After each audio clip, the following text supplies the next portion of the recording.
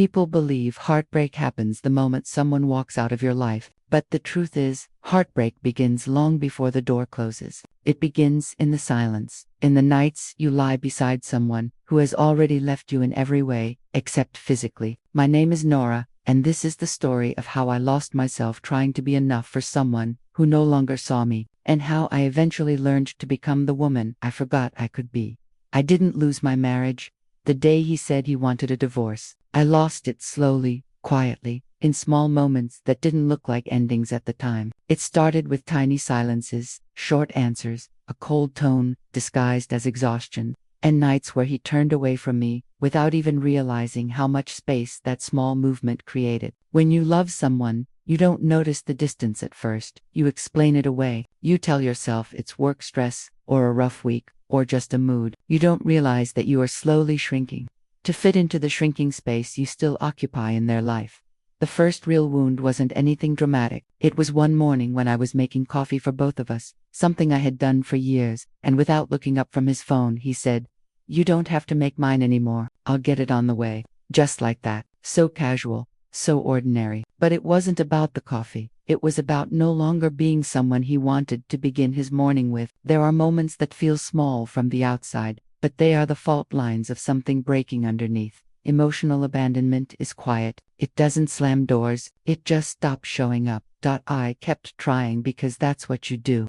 When you believe love is something you hold together by yourself if you have to. I adjusted. I softened. I waited. I hoped. And every time he pulled further away, I told myself to be even more patient, even more understanding, even more accommodating. But surviving love is not the same as being loved. So when the day finally came and he said, "I don't think this is working anymore," I didn't break. I didn't scream. I didn't fight. I just nodded. Because the truth was, I had already heard that sentence echoed in 100 silent nights, long before he ever said it out loud. That moment wasn't a shock. It was confirmation. I walked to the bedroom, closed the door gently, and sat on the edge of the bed, the same bed where I had once planned a life, and had recently just been performing one. I wasn't crying. I wasn't shaken. I was empty. There is a kind of grief that doesn't sound like crying. It sounds like nothing. It looks like stillness. It feels like you're not wearing your skin. That night, we slept on the same mattress, but not in the same world. He turned his back to me, and I faced the dark. We didn't touch. We didn't speak. And for the first time, I didn't reach for him, because I finally understood. You cannot hold on to someone who has already let go of you in his heart. The next morning, I began packing, not angrily, not impulsively, just, finally. I folded my clothes in silence, feeling the weight of each decision I had postponed for too long. I wasn't leaving because he no longer loved me. I was leaving because somewhere along the way, I had stopped loving myself.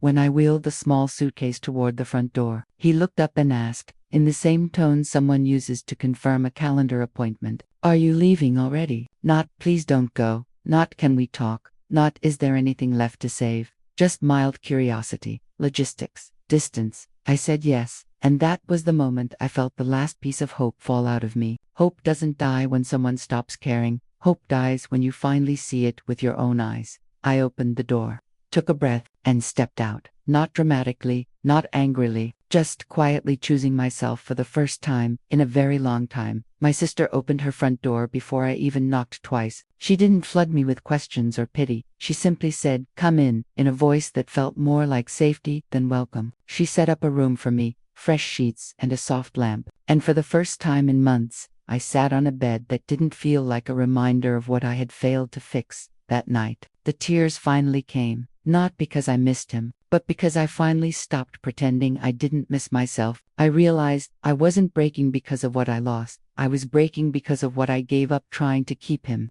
Me. Grief is not the moment you leave someone. Grief is the moment you meet yourself again and realize how long you've been gone. The first morning in my sister's house felt unreal. The room was quiet in a way I wasn't used to. Not the silence of tension, but the silence of peace. I woke up expecting heaviness, panic, second thoughts, but what I felt instead was unfamiliar relief. It didn't erase the ache, but it softened it. For years, I woke up trying to hold something together. That morning, I woke up with nothing to hold but myself. Grief comes in waves, but it also comes in mirrors. You start to look at yourself differently, not because you suddenly understand everything, but because for the first time, you can actually see yourself. I stood in front of the mirror, hair undone, eyes swollen from crying, and I didn't see a broken woman. I saw a tired one, tired from fighting for someone who had stopped fighting long ago. My sister made breakfast and didn't ask me to explain anything. She just placed a cup of tea in front of me and said, "You don't have to be strong today." That sentence broke me more than the divorce ever did, because I couldn't remember the last time someone gave me permission to simply feel instead of perform. In the days that followed, I kept expecting regret to hit me like a storm, but it never did. The pain was there, deep, sharp, real. But it wasn't regret. Regret is wishing you had stayed. Pain is wishing it had been different. Those are not the same thing. I didn't miss him. I missed the version of me who still believed there was a we left to save. There is a strange quiet after you walk away from someone you gave everything to. Your life feels like a room emptied of furniture, hollow, echoing, unfamiliar. You don't yet know what will fill it next. You just know it can't stay empty forever. Healing is slow, not dramatic. It doesn't arrive like fireworks, it arrives like breath. One evening, I sat by the window, watching the streetlights blink one by one, and I realized I had nowhere I needed to be, no one I needed to tiptoe around, no emotional climate I had to manage. For the first time in a long time, I wasn't surviving anyone's moods, I was just existing, and that felt like the smallest form of freedom, but also the most honest thought. People think the moment of strength is when you finally leave, but the real moment of strength is the morning after, when you wake up and choose not to go back. Healing didn't begin the day I walked out of that house. Healing began the day I didn't return to it. The first real wave of loneliness didn't hit me until a week later, not the loneliness of missing him, but the loneliness of realizing how much of myself I had neglected. I had spent years giving and accommodating and shrinking just to keep the peace. So when the noise of that life disappeared, I didn't know what to do with the silence that replaced it. Silence can be scary when you've lived for too long in someone else's shadow. I didn't know what food I actually liked. I only knew what we used to order. I didn't know what music comforted me. I only knew what he kept playing. I didn't know what I wanted from life because I had spent years wanting what he wanted. When you lose a marriage, you don't just lose a partner. Sometimes, you lose the map back to yourself. My sister gently nudged me toward routines, simple things, morning walks, journaling, sitting in sunlight, not because these things magically fix you, but because they remind you you're still here. Some days I felt strong. Other days I felt like I was made of glass. Healing is not linear. Some mornings I woke up grateful. Other mornings I woke up grieving, a life I never truly had. But slowly, I began to notice small shifts. I laughed again, not politely, but genuinely. I slept without tension in my chest. I looked in the mirror and recognized my own eyes before searching for emptiness in them. I started buying flowers for myself, not waiting for anyone else to remember I deserved them. For the first time in years, I asked myself questions I had been too numb to ask. What do I want? What does my happiness look like? Who am I when I am not reduced to someone else's version of me? The truth is, you don't move on from someone by rushing into a new life. You heal by slowly returning to the life you abandoned inside yourself. There were nights I cried, not because I wanted him back, but because I couldn't understand how I stayed so long in a love that stopped loving me. But even those tears were different. They weren't for him. They were for me, for the woman who held on longer than she should have, because she believed her loyalty could save what was already gone. That's when it hit me. I didn't break when the marriage ended. I broke long before I just finally stopped pretending. And that realization was the first crack of light that hinted at the life waiting on the other side of heartbreak. A few weeks later, something inside me shifted, not dramatically, almost quietly, like a door unlocking from the inside. I realized I didn't need to get over him. I just needed to come back to myself. And once I started doing that, the grief no longer felt like a wound. It felt like a release. My sister encouraged me to start going out with her. Nothing grand, just small outings, a quiet cafe, a walk through a park, sitting by a lake, spaces where life still moved, even when I felt emotionally standing still. Watching other people laugh reminded me that joy wasn't extinct. It was just waiting to be invited back. One afternoon, I sat alone at a cafe for the first time in years. At first, it felt strange. like the world would stare at me for being alone, but no one did. People were just living their lives, and in that moment, I realized something I never saw before. I had never actually been alone. I had just been lonely in the wrong company. That realization hit me like a truth I had been avoiding. It wasn't the absence of him that felt heavy. It was the absence of myself. I had watered a relationship until I forgot I was a garden too.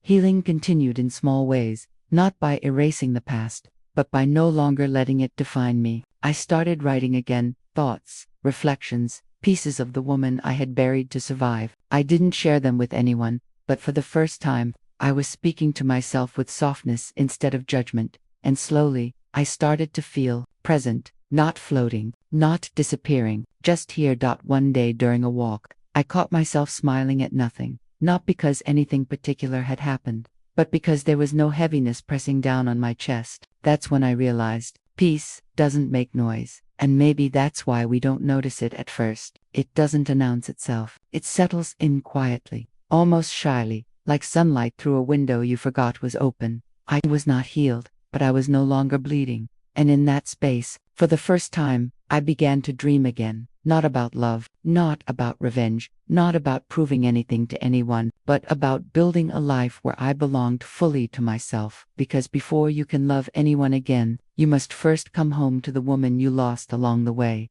Transformation never arrives with a drumroll. It starts with a whisper, a soft voice inside you saying, "What if life isn't over yet? What if something beautiful is still waiting for you?" I didn't believe it fully at first, but I started to at least listen to it. I began taking longer walks, not to escape anything, but to feel connected to the world again. I started dressing up again, not for anyone's approval, but because I missed looking like me. I even began cooking meals I actually enjoyed, not the ones I had cooked out of obligation or habit. And something surprising happened. I started to like my own company. That was new. That was powerful. I realized I had never truly asked myself what kind of woman I wanted to become. I had only asked who I needed to be to keep someone else comfortable. One afternoon, I found an old photo of myself, younger, fearless, bright-eyed, a woman who believed her life would be bigger than compromise. I stared at her for a long time. She didn't feel like a stranger. She felt like someone waiting to be returned to. So I made a promise to myself that day. I wouldn't just move on. I would move forward. Moving on is escaping the past. Moving forward is rewriting the future. I started investing in the parts of me I had abandoned, reading, learning, reconnecting with old interests. I took a small online course just to refresh my skills, and for the first time in years, I felt capable. Not just enough, but capable. The more I rebuilt my identity, the less room there was for sadness to rule me. I wasn't healed overnight. Heartbreak doesn't leave that neatly. But I was no longer living in ruins. I was building from them, and somewhere along this journey, I realized something most people never admit. Closure doesn't come from an apology. Closure comes from self-respect. I never got the "I'm sorry" I thought I needed, and I no longer cared to receive it, because the moment I chose myself, I already had my closure. The moment I stopped waiting for him to realize my worth, I finally saw it myself. As I slowly rebuilt myself, people around me started to notice, not because I announced anything, but because peace has a way of showing through a person's presence. My voice sounded steadier. My footsteps felt lighter. I started taking up space again, instead of tiptoeing through my own life. It wasn't a loud transformation. It was a quiet return. My sister told me one evening, "You're glowing again," and I didn't know whether to cry or smile. For so long I had been dimmed down, muted, living as a background character in my own story. Now, piece by piece, I was stepping back into the center of it. But change always comes with a test. One afternoon, I ran into someone who used to know both of us, a mutual acquaintance. She tilted her head, studied me for a moment, and said, "You look different, happier." Even then, she lowered her voice and added, "He thought you'd fall apart without him." I didn't react immediately. I just breathed. There was a time those words would have shattered me. Now, they didn't sting. They clarified. He never predicted my strength, only his absence. People don't fear losing love. They fear losing control. That conversation stayed with me, not because of him, but because it marked the moment I finally understood what I had overcome. I wasn't surviving a divorce anymore. I was outgrowing the woman who tolerated one-sided love. Growth is invisible when you're inside it. You only see it when someone else looks at you and realizes you're no longer who they left behind. From that day forward, something in me hardened, not into bitterness, but into I no longer saw myself as someone who was abandoned. I saw myself as someone who walked away from being small. And that shift changed everything. For the first time in a long time, I didn't just feel free, I felt like becoming.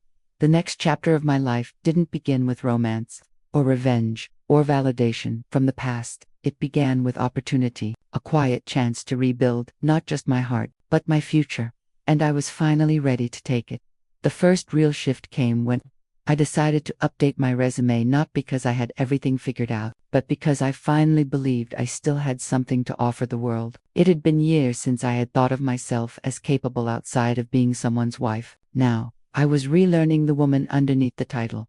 I started applying for small positions, nothing big, nothing overwhelming, just enough to test the water of possibility again. And every time I filled out an application, I felt a quiet strength return. I can start again. I am allowed to start again.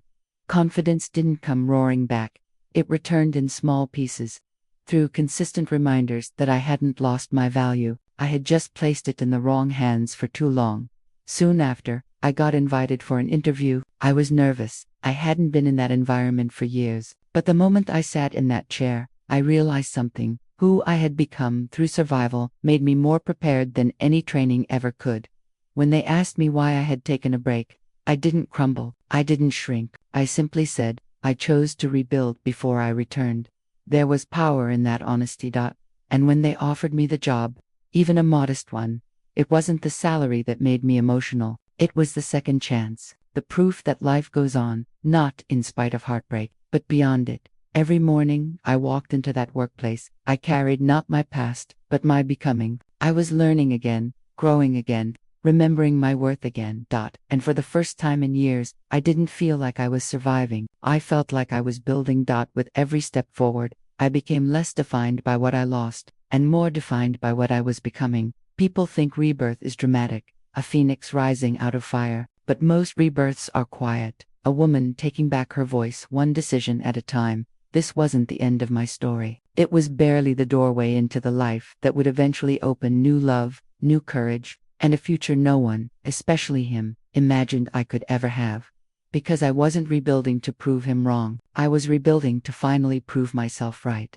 The more I settled into my new life, the more I realized how different freedom feels when it's earned through pain. I no longer woke up bracing for disappointment. I no longer tiptoed around someone else's moods. My life was finally mine, quiet, steady, unfinished, but mine. And there was dignity in beginning again, not from the top, but from the truth. With time, I received new responsibilities at work, not because I demanded them, but because I showed up with a sense of presence I had forgotten I possessed. My voice had weight again. My ideas mattered. I wasn't the woman hoping to be seen anymore. I was the woman who already knew she was worth noticing. It surprised me how quickly people began trusting me. One colleague told me, "You carry yourself like someone who has been through the fire and came out wiser." I didn't explain, I just smiled. Because he was right. I had walked through a fire, and it didn't burn me. It refined me. The strange thing about rebuilding is that once you start rising, the world rises to meet you. I enrolled in a skills course shortly after, not out of insecurity, but ambition. And for the first time in a very long time, I was excited about who I could become. I wasn't chasing love or approval. I was chasing growth. Confidence wasn't loud anymore. It was grounded. I no longer craved someone clapping for me. I had learned to applaud myself. But here's the part no one tells you about healing. When you finally stop needing the past to validate your worth, you become unstoppable, because nothing they took can hold you hostage anymore. Every evening, I would come home tired, but fulfilled. There's a difference between exhaustion that empties you and exhaustion that builds you. I was finally experiencing the second kind. I started sleeping better, smiling more, breathing deeper, existing fully, and somewhere in the midst of this growth, a quiet realization settled into me. I wasn't starting over anymore. I was becoming someone new. The woman I had been before the marriage was strong, but the woman I was becoming now was unshakable. She didn't just survive the storm, she learned to walk through it without losing herself. And that version of me, the one piece by piece, returning, was the foundation of a future.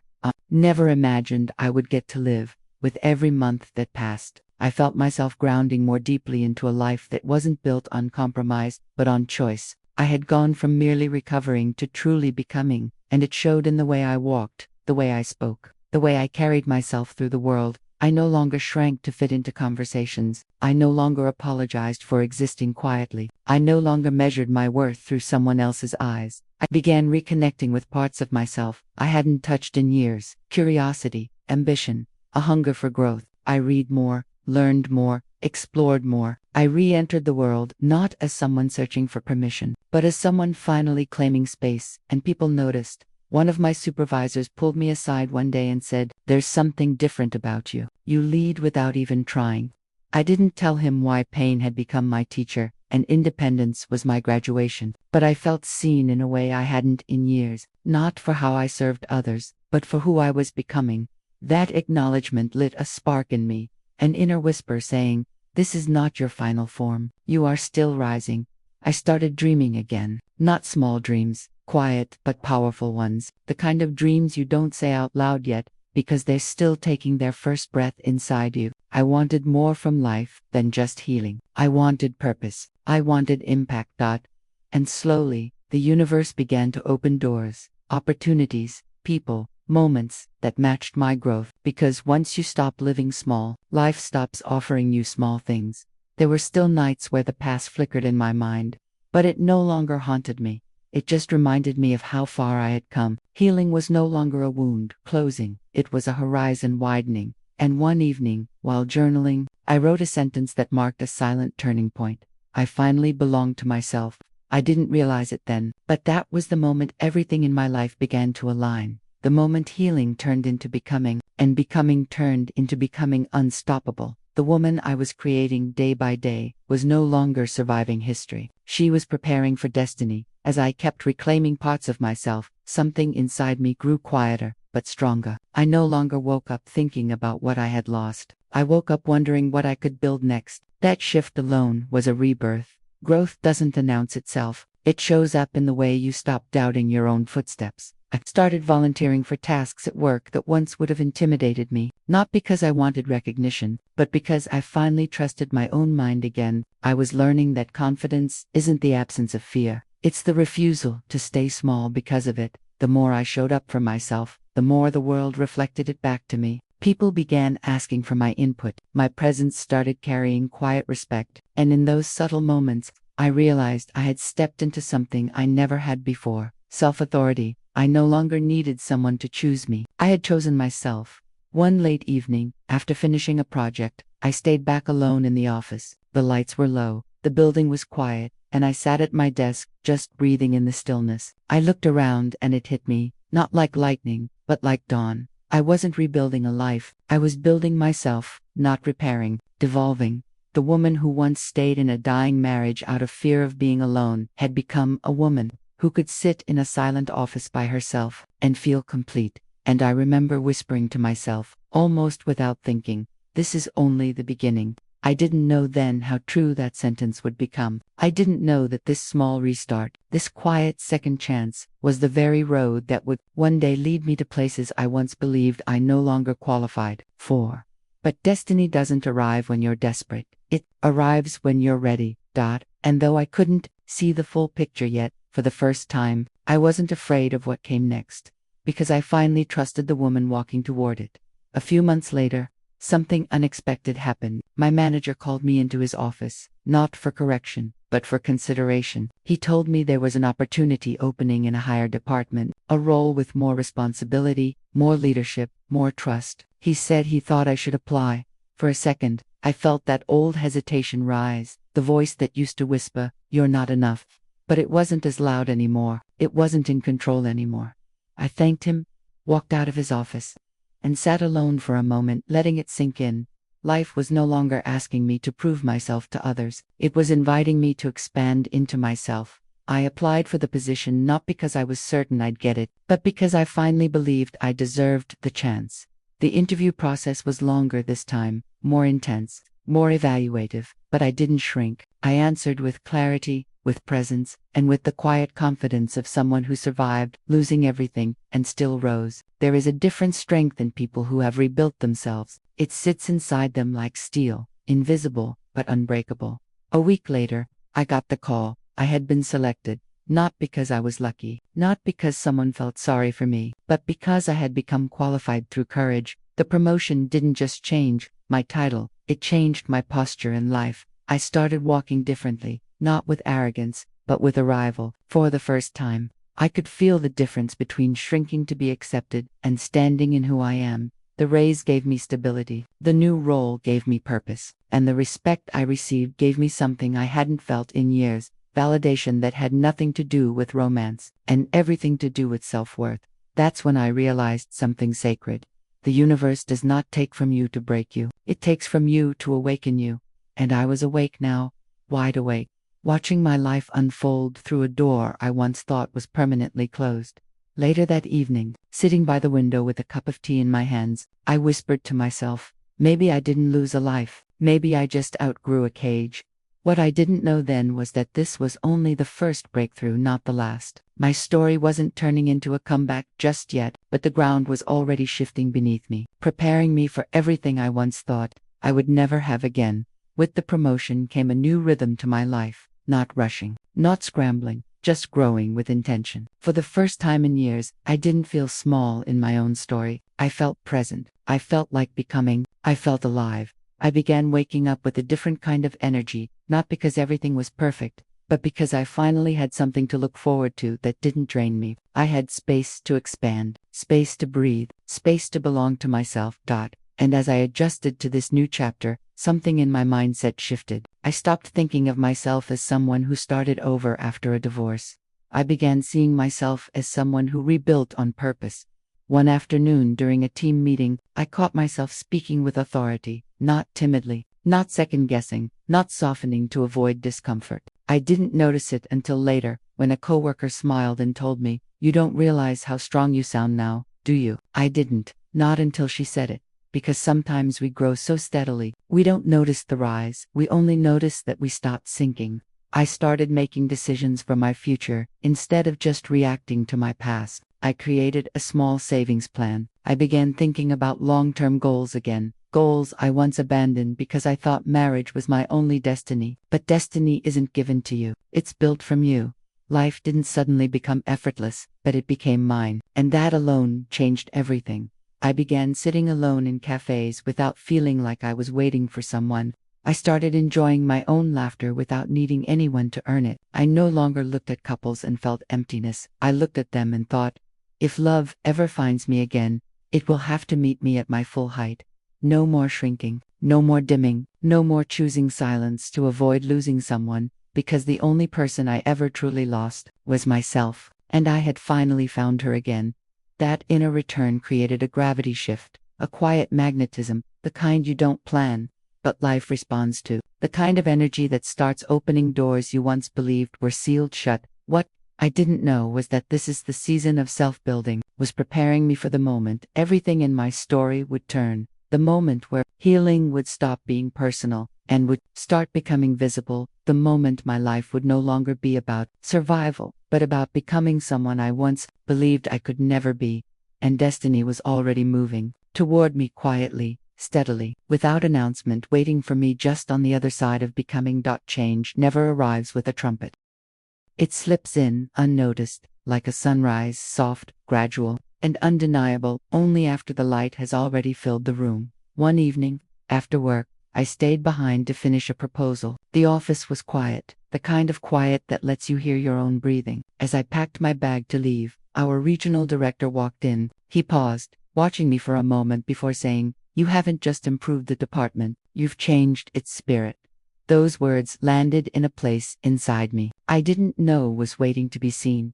He told me there was an upcoming leadership program, something usually reserved for managers with years of seniority, but he thought I should apply. My instinct almost made me decline. That old voice inside me, the one conditioned to ask, "Am I enough?" tried to rise, but another voice, newer, steadier, rooted in something deeper, spoke louder. "Why not me?" I accepted the nomination. That night, Walking home, I realized something I had never admitted out loud. I wasn't just healing, I was outgrowing the version of myself who once begged for permission to exist. That shift wasn't loud or dramatic. It wasn't built from revenge or bitterness. It came from reclaiming what I was always meant to be before life taught me to dim. I started setting boundaries without shaking. I said no without guilt. I protected my peace like it was currency. And strangely, people began treating me differently, not because they had changed, but because I had. We teach others how to treat us by how we treat ourselves. The world responds to posture, not words. Slowly, admiration replaced pity, respect replaced sympathy, opportunity replaced survival. But healing doesn't grow in a straight line. Even strength has its quiet evenings, the ones where a memory slips through the armor. Some nights I still felt the echo of my past. Not the pain, just the ghost of what I once tolerated, and the question of how I ever called that love. But every morning, I woke up further from who hurt me, and closer to who I was meant to become. What I didn't yet realize was that life was preparing to test this new strength, not to break me, but to prove I was ready for the chapter I used to pray for. The world was about to open a door I never thought would be mine. That invitation came on a Tuesday morning, the kind of morning that feels ordinary until it isn't. Had just settled at my desk when an email notification popped up. Shortlisted Leadership Advancement Select Panel. My hands froze over the keyboard. For a moment, I didn't breathe. Me, the woman who once stared into the bathroom mirror, wondering if she had become invisible. The woman who used to apologize for taking up space. The woman who counted her worth by someone else's mood. Now I was being shortlisted for leadership, not because someone pitied me, but because I had earned it. I wanted to cry, not from sadness, but from the shock of finally being seen properly. The panel was scheduled for the following week. I stayed late every night, not out of anxiety, but preparation. I wasn't trying to convince anyone anymore. I was simply showing up as who I had become. And slowly, something else in me began to shift. I didn't feel like I was stepping into an opportunity. I felt like I was stepping into alignment. The night before the interview, I ironed my blazer, closed the curtains, and stood in front of the mirror. I looked at my reflection carefully, and for the first time in years, I didn't study my flaws. I studied my strength. Not beauty, not youth, not perfection, just presence. And standing there, I whispered to myself, not as affirmation, not as motivation, but as recognition, look how far you've come. The next morning, I walked into that boardroom not as someone hoping to be chosen, but as someone ready to accept what had already been written for her. They asked me questions about leadership, decision-making, conflict resolution, but what I noticed most was how calmly I answered. There was a stillness in me now, the kind that doesn't come from confidence alone, but from surviving yourself. When I finished, the panel thanked me, but it was the look on their faces that anchored something deeper, that silent expression that says, this woman knows who she is now. I left the room knowing it, whether I got the role or not. I was no longer living small, but destiny has a way of rewarding those who stop shrinking, because the email that would arrive just 3 days later would not only change my career, it would pull the past right back into my world. Not as a wound, but as a witness. 3 days later, I was in the middle of answering emails when HR sent a meeting request titled, Offer Discussion. I stared at it for a moment, stunned. No second panel. They had already decided. When I walked into the office that afternoon, they offered me the position. I didn't cry. I didn't shake. I didn't even second-guess myself. I simply nodded because some victories don't feel like surprises. They feel like finally. That night, I sat alone in my living room with the lamp casting a warm glow across the floor. And I realized something. I wasn't lonely anymore. My life was quiet, but not empty. Peace had become my companion. But life has a strange timing. It waits until you stop needing closure, and then it delivers the moment that tests whether you've actually healed. That it was the company's spring networking gala, a formal evening reserved for executives, partners, and invited VIPs. I attended as part of the leadership team for the first time. My name was printed in elegant cursive on the guest list beneath the word director. I felt proud, calm, steady, until I saw a name on the attendees roster that made my breath catch in my throat. Ethan Carter. My ex-husband, the man who once told me, women your age don't start over, they settle. The man who said healing was denial, progress was fantasy, and my life after him would be a slow decline into loneliness. Now he was about to walk into a hall where I wasn't someone's wife. I was somebody. And fate, or irony, decided that the first time he would see me again would be the moment I was standing on a platform, being welcomed as leadership. The double doors opened behind me. I heard footsteps and a small commotion of greetings as new guests arrived.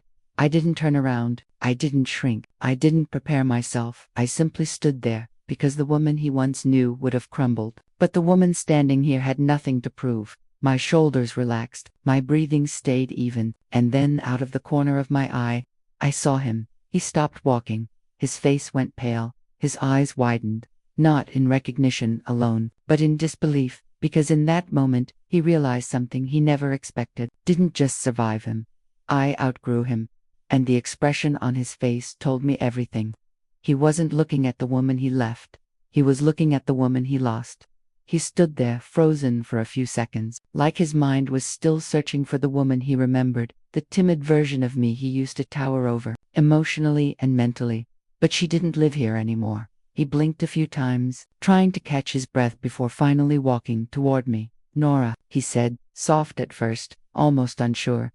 I turned, slowly and deliberately, not with bitterness, not with theatrics, but with the calm of a woman who is no longer wounded by her own history. "Hello, Ethan." He stared at me, at the confidence, the posture, the stillness, like he was trying to understand how time had rearranged me into someone he couldn't read anymore. "You look different," he said. What he meant was, "You don't look breakable anymore. Life will do that," I replied gently. "It teaches you who you are when you stop letting others decide."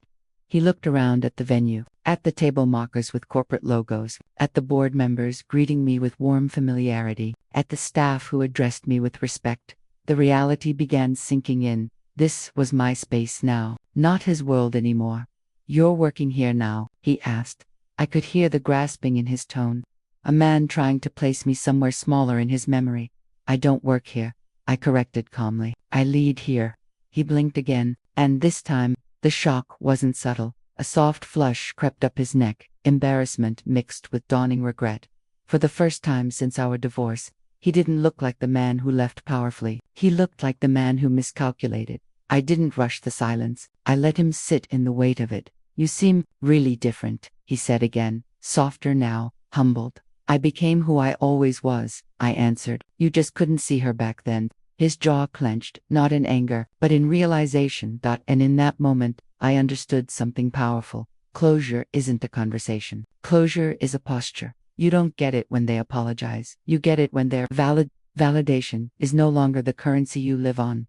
Before he could speak again, a senior executive approached and said, "Director Lane, they're ready to announce the board introductions." Director. Not my ex, not a woman who wasn't enough, not the one left behind. He watched as I excused myself and walked toward the stage, poised, steady, unshaken. And with every step I took, I could feel it. I was walking away from everything I used to beg for, and straight toward everything I finally deserved. The lights dimmed and the host stepped onto the stage to begin the introductions. I stood among the other directors. Composed, aware of his eyes still on me from across the room. When my name was called, there was a round of applause, firm, respectful, earned. I walked forward with a steady confidence I never had in my marriage, not the manufactured kind, the quiet kind, the kind that doesn't need to announce itself, because the room already feels it.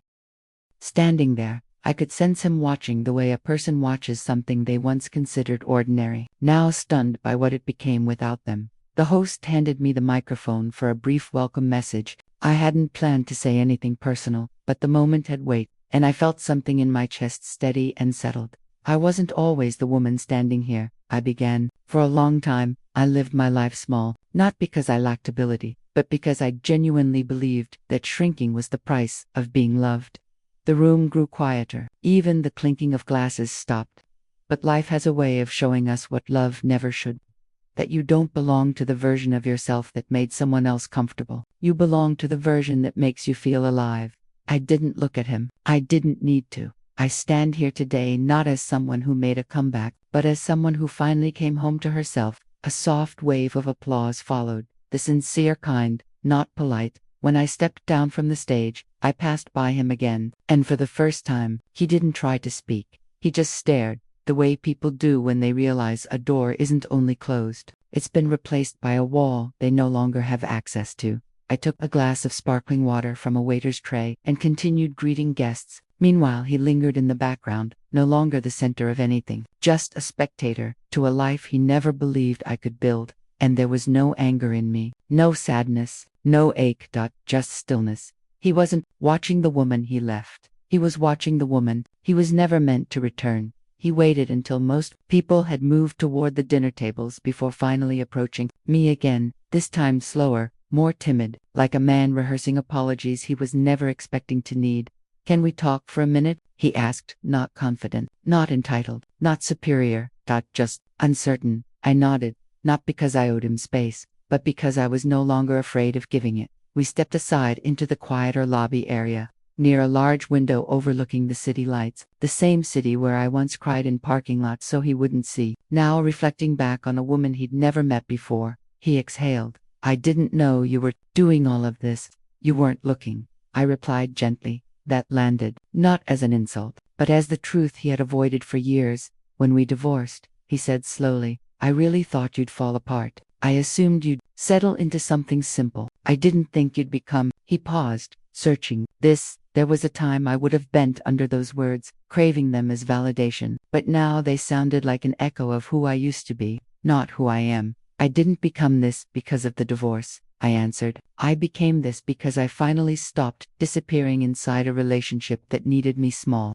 He swallowed hard. His shoulders dropped slightly, the posture of a man meeting the cost of his own choices. "You know," he whispered, "I think I underestimated you." "No," I said calmly, "you underestimated yourself. You chose the version of me that required the least growth from you. That was never about my limits, it was about your comfort." He looked away, not in defiance, but in recognition. That was the first real silence between us in years, not the empty kind from our marriage, but the honest kind. I didn't think you'd flourish without me," he admitted at last. I nodded slowly.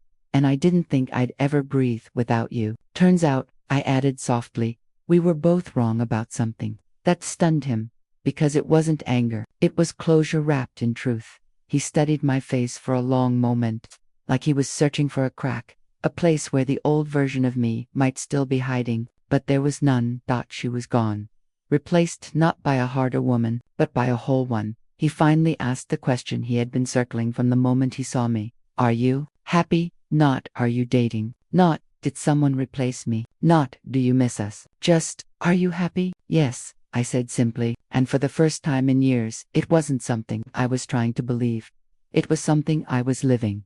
He stood there, absorbing that one word, yes, like it was a language he didn't know how to translate. There was a shift in his expression, confusion first, then something closer to loss, because he finally realized happiness wasn't something I found after him. It was something I became beyond him. He cleared his throat, searching again for his footing. I thought maybe someday we'd talk again, maybe reconnect." He hesitated. Different timing, different versions of us. Before, that would have hooked me. I would have clung to the possibility, the idea that maybe later was a promise instead of a delay tactic. But healed women hear things differently.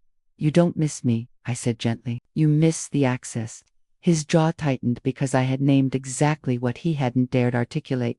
"You walked away believing I would wait in emotional storage," I continued. "You thought I would still be there if life disappointed you. You didn't expect to come back and find the door gone."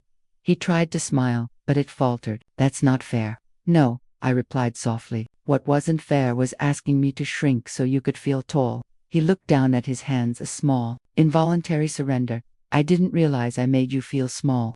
"You didn't make me," I corrected. "I allowed it, because I hadn't learned yet that love without respect is just slow erosion dressed as partnership." That silence, heavy, thick, unavoidable, settled between us again. He lifted his head. "I'm not asking you to go back. I'd like the chance to know you again, the woman you are now." There it was, not reconciliation, reclamation, not love, curiosity, not devotion, regret. "I'm not someone you get to know again, Ethan," I said calmly. "I'm someone you learn to grieve." He froze, because there is a point in personal growth that feels to others like death. A moment, they realize the version of you they controlled is gone forever. I didn't raise my voice. I didn't walk away. I didn't make a scene. I simply stood fully present in myself. And that presence alone created a boundary louder than any anger could. I'm glad you found your peace, he said quietly, though his voice carried a fracture he couldn't hide. I didn't find it, I answered. I built it. He took a slow breath, hesitating. You could see the words forming before he spoke them. The one question men like him never ask until they feel they've already lost something they assumed was theirs forever. Is there someone else? There it was. Not curiosity, not interest inventory, not love competition. I didn't rush to answer. I let him feel the discomfort of not being entitled to the information anymore. There is someone else, I said gently. His lips parted, a flicker of pain, surprise, and disbelief all at once. Who? He asked, the question slipping out instinctively, like old ownership trying to resurface. Someone who didn't have to lose me first in order to see my worth. He looked stunned, not by the idea that another man existed, but by the fact that I spoke the truth without hesitation, without guilt, without fear of how it would land for him. Does he make you happy? He was asking, but what he really meant was, is he doing what I failed to do? He doesn't make me anything, I replied softly. I am happy, and he meets me there. He swallowed. In marriages built on power imbalance, the person who once held control believes love is something the other must earn, but healed love is mutual, not conditional. You seem different when you talk about him, he said quietly. I'm different because I chose me before I chose anyone else, I told him. He didn't rescue me. I met him from a place of wholeness, not from a wound. His shoulders slumped slightly, the posture of a man realizing he is no longer a chapter to reopen, but a closed book sitting on a shelf he no longer owns. After a long pause, he asked, barely above a whisper, is it serious? It's healthy, I said, and that alone makes it more serious than anything I ever had before. He looked away, blinking hard, like the truth was burning on its way in. Regret is a delayed mirror. You don't see what you lost until you see who they became after losing you. Finally, he nodded slowly. I don't think I ever really understood you back then, he said. No, I replied. You understood who I was when I was tired of fighting for myself, not who I became once I finally chose to stand up. He closed his eyes for a second, a moment of surrender, then opened them again, softer, smaller. I wish I had treated you differently. I don't, I said. He looked up, startled. Because if you had, I might never have outgrown the version of myself who tolerated less than she deserved. That was the real closure, not punishment, not superiority, not payback. Evolution. For a moment, he just stood there, silent, stunned, trying to gather pieces of a reality he no longer controlled. I could see it in his eyes. This wasn't just regret. This was recognition, the realization that he had not simply lost me, he had never actually known me. Not the real me, not the woman I finally became. He took a breath, like he wanted to keep the moment alive a little longer. Nora, do you ever think about us? About what we had? I smiled, softly, not cruel, not nostalgic, just truthful. I think about who I was, I said, not what we had, because what we had was built on my silence, and I don't live there anymore. That landed deeper than anything else I'd said so far. There was a quiet shift in his expression, as if something inside him finally cracked open, too late, but open nonetheless. When did you stop loving me? He asked the question of a man who doesn't want the answer, only the timeline of his defeat. I guess this is goodbye, then, he murmured. It already was, I replied softly. Tonight is just the moment you noticed. I took a step back, not out of retreat, but out of closure. Not the kind you beg for, the kind you become. He didn't follow. He didn't try again. He just stood there as I turned and walked away, not triumphant, just free. And that was the difference. I wasn't walking away from him. I was walking toward myself, toward the life I chose deliberately, toward peace that didn't require shrinking, toward love that didn't cost identity.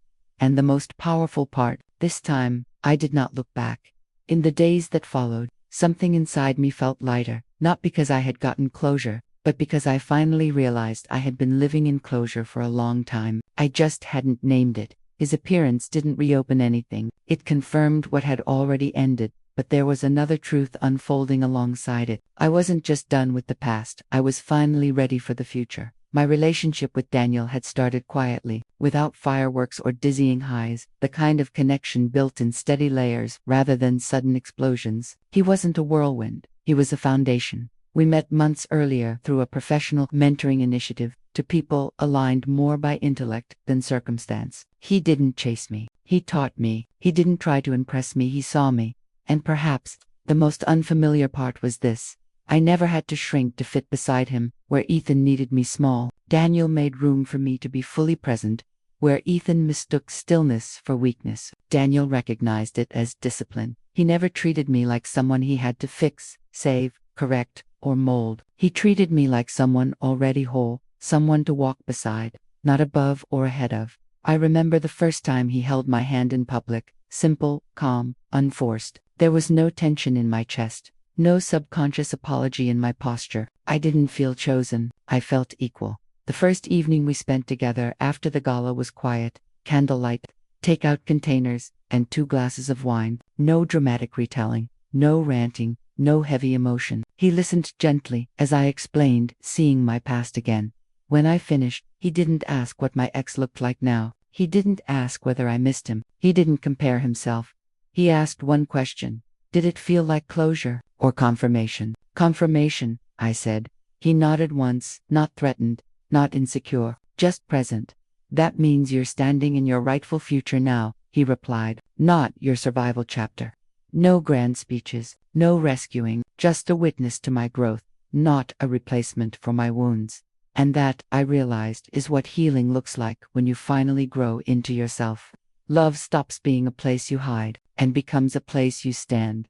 It felt unfamiliar at first. Safety without eggshells, affection without walking on tiptoe, partnership without disappearing, not dramatic love, healthy love, the kind you don't perform for, or chase, or ache over, the kind that meets you, matches you, and builds with you. Over the following months, life with Daniel unfolded like sunlight through a quiet morning, steady, warm, and illuminating every corner I had once hidden from myself. There were no games, no tests, no power struggles, just presence, just respect, just the simple truth that I could be fully seen and still belong. I learned something essential in those months. Love doesn't have to break you to be real with Ethan. Love had been an excavation, pulling pieces of me out, sifting through them, and leaving me smaller than before. With Daniel, love was additive. It wasn't about filling a void, it was about sharing abundance. I started seeing myself differently, too, no longer as a woman who had survived, but as a woman who had chosen her life deliberately. Every decision I made in career, in relationships, in personal growth, felt deliberate, empowered, free from the chains of expectation, past or present.